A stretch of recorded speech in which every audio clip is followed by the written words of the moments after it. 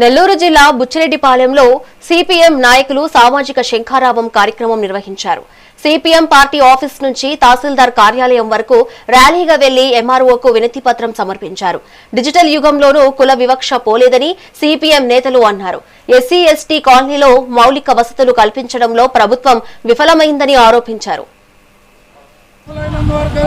సామాజిక పెన్షన్లు అర్హులైన వాళ్ళందరికీ సామాజిక పెన్షన్లు, అర్హులైన వాళ్ళందరికీ రేషన్ కార్డులు, అర్హులైన వాళ్ళందరికీ గట్టిళ్ళు, అర్హులైన వాళ్ళకి పెన్షన్లు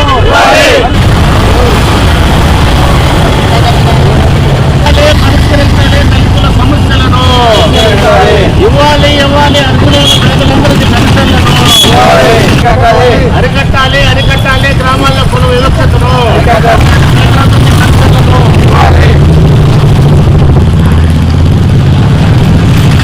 ప్రాంతాన్ని సందర్శించాం. ఆడ ఉండేటువంటి దళిత కాలనీలు డ్రైనేజ్ సిస్టమ్ లేదు. ఇళ్లలోకి వెళ్ళిపోయి ఎంత చిన్నపిల్లలకు అనారోగ్యానికి గురి అయ్యేటువంటి పరిస్థితులు ఆ ప్రాంతంలో. అంటే గ్రామంలో మాత్రం అన్ని వసతులు ఉంటాయి, దళిత వాడల్లో మాత్రం ఇలాంటి సమస్యలు పరిష్కారం చేసేదానికి ప్రభుత్వాలు లేవు.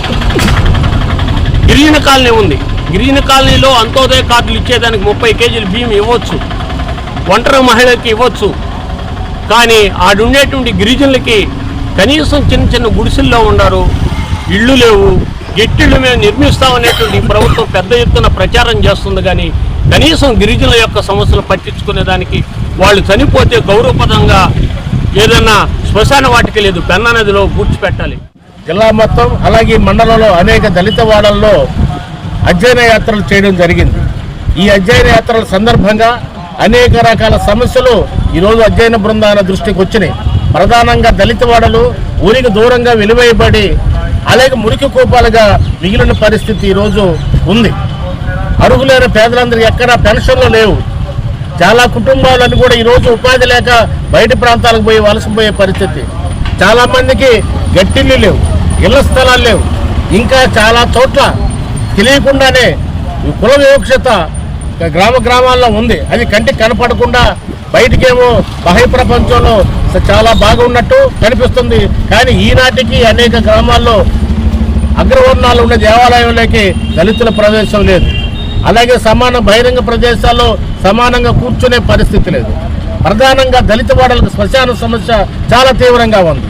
దళితుల శవాల్ని అగ్రవర్ణాల వీధిలో శవాలను రానివ్వరు.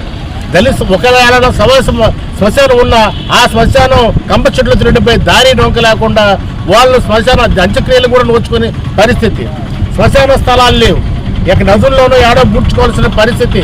అందుకని ఇలాంటి చాలా దుర్మార్గమైన పరిస్థితులు ఈరోజు అధ్యయన బృందాలు చేతికొచ్చినాయి.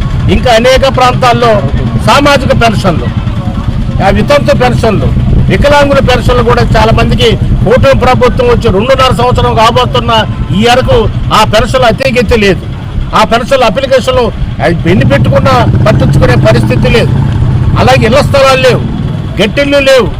ప్రధానంగా డ్రైనేజ్ సమస్య, మురి చాలా ఎక్కడ ప్రతి అరుంతివాడ గిరిజనవాడకి వెళితే ఎక్కడ వేసిన మురికి అక్కడే ఉంది.